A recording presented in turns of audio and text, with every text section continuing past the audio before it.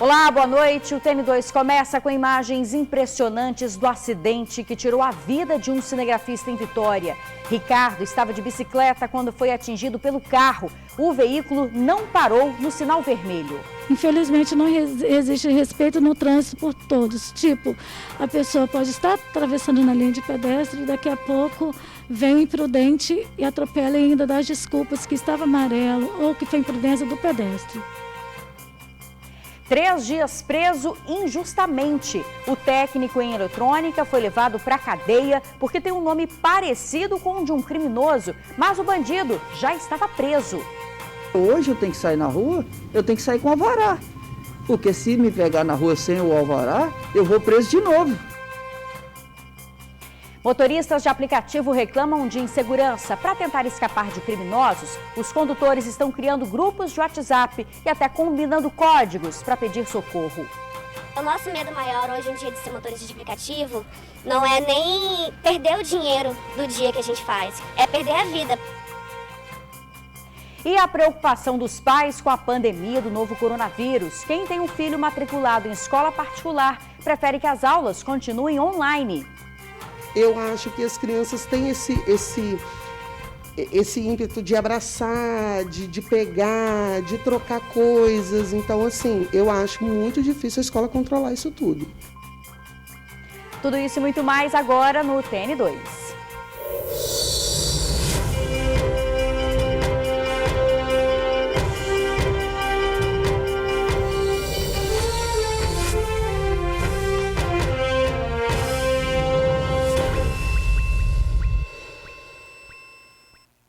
Um técnico em eletrônica vivia a alegria de ser pai pela primeira vez quando foi abordado em casa pela polícia. Com um mandado de prisão, ele foi para a cadeia no lugar de outra pessoa. Ficou 3 dias dividindo cela com 25 presos suspeitos de assassinatos. O nome muito semelhante ao do verdadeiro criminoso levou a polícia e a justiça a cometer o erro. A semelhança entre o nome do técnico em eletrônica e um suspeito procurado por uma tentativa de homicídio fez com que esse homem de 34 anos vivesse o que ele chamou de pior momento da sua vida. Pior momento da minha vida.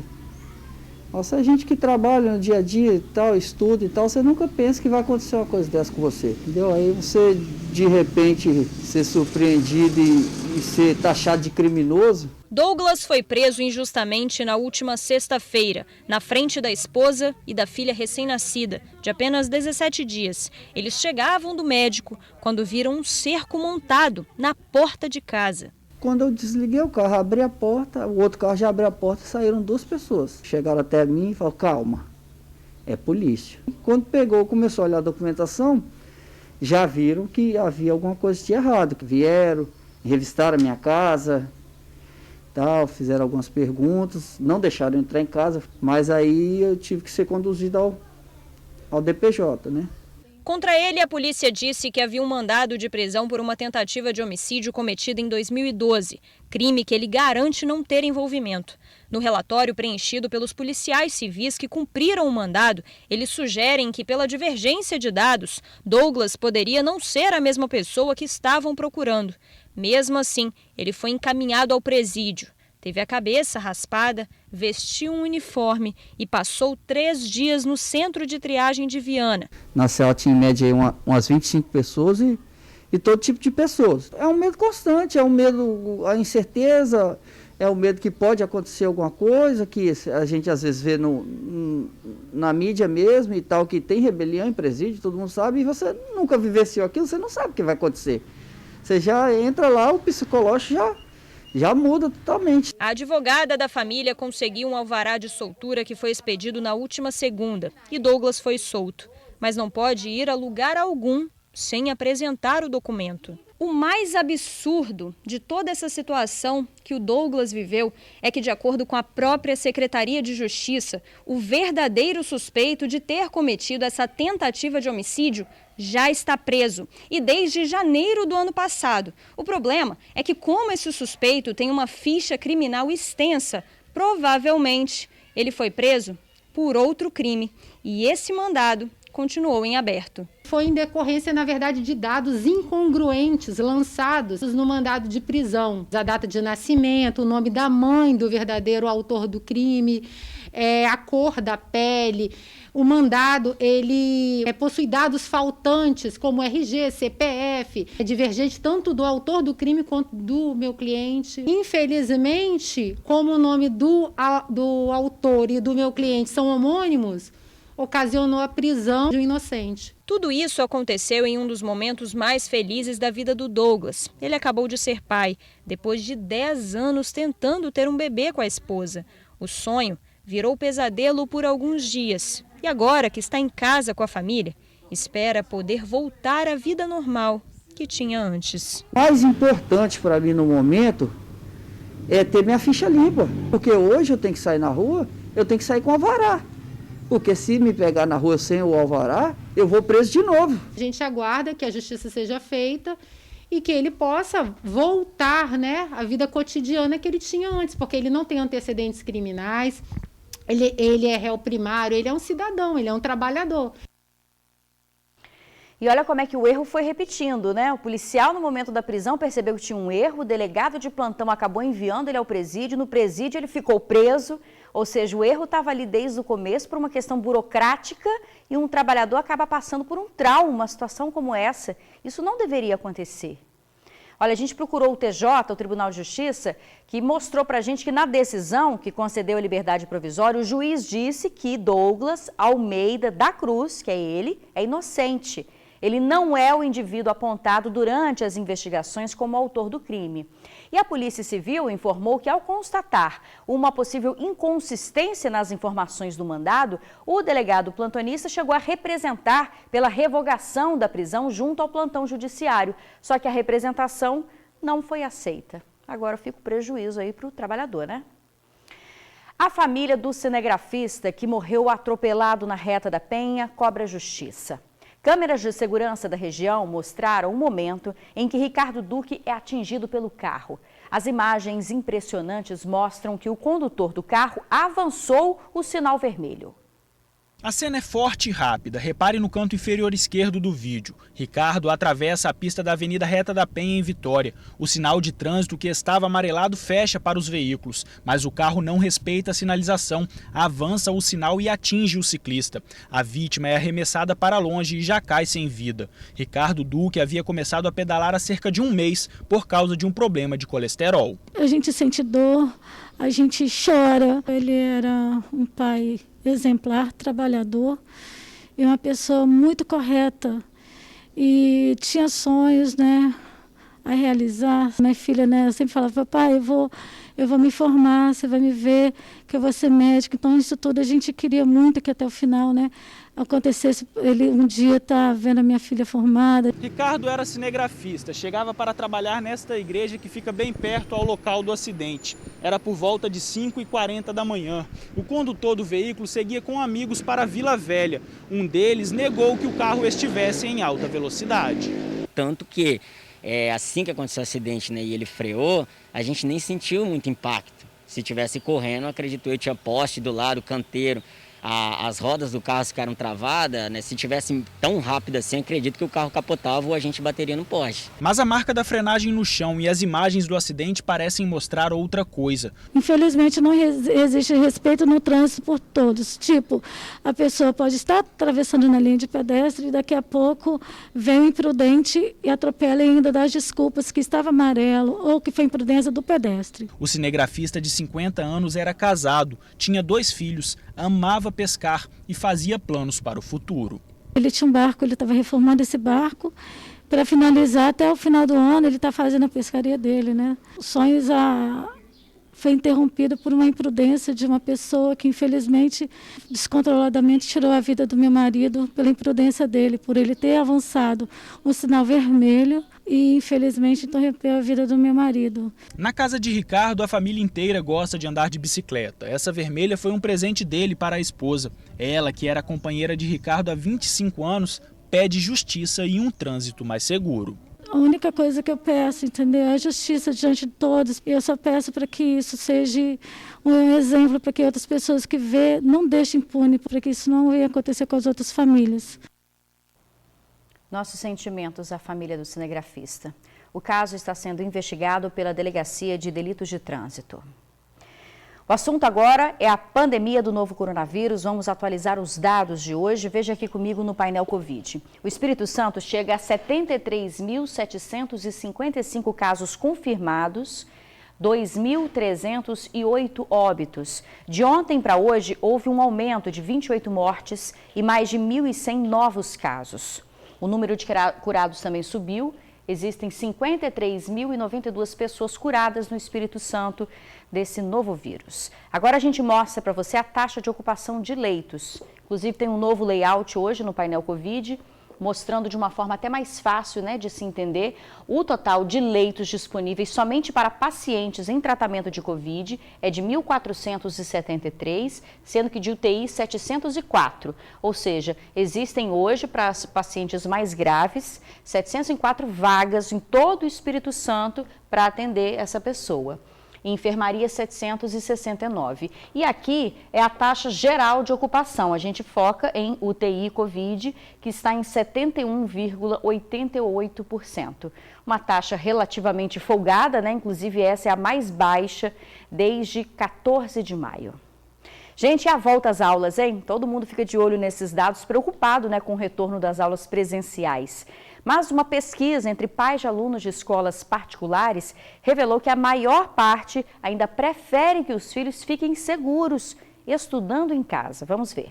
A sala de aula passou a ser o computador desde março. Em casa, Isabela, de 10 anos, precisou se adaptar ao novo modelo de estudo para seguir com o aprendizado. Eu acho mais difícil, porque quando é aula gravada, por exemplo, a tia explica as coisas, mas talvez ela não explique a nossa dúvida. E aí a tia só vai explicar, por exemplo, quando for correção. Então, é mais difícil. Isabela é estudante de escola particular. Carla, a mãe, conta que no colégio da filha já existe uma organização para a possível retomada das aulas presenciais. A gente teve uma reunião, né, pelo Zoom.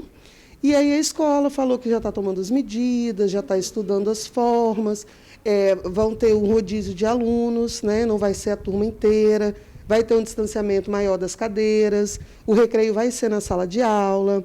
Então, assim, eles estão tomando, né, todas as medidas, além do álcool em gel, máscara, enfim, tudo que a gente vem fazendo. Eu não me sinto segura, não. Eu acho que a escola não vai ter controle sobre as crianças. Aqui no Espírito Santo, o Sindicato das Empresas Particulares de Ensino identificou através de uma pesquisa que 79% das famílias gostaria de ter a liberdade de ficar com os filhos tendo aula em casa até sentir mais segurança. Segurança essa que, na maioria das vezes, tem relação com a descoberta da vacina contra o Covid-19.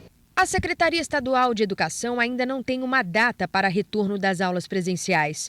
A pesquisa, que computou mais de 10 mil respostas, ainda destaca que 53% afirma que o retorno à sala de aula não traz segurança. A pesquisa nos trouxe alguns indícios interessantes, como, por exemplo, o nível de confiança para o retorno presencial, um público muito dividido, parte das famílias confiantes para um retorno, quase que metade, a outra metade não tão confiante, temerosa, né, com a questão da saúde.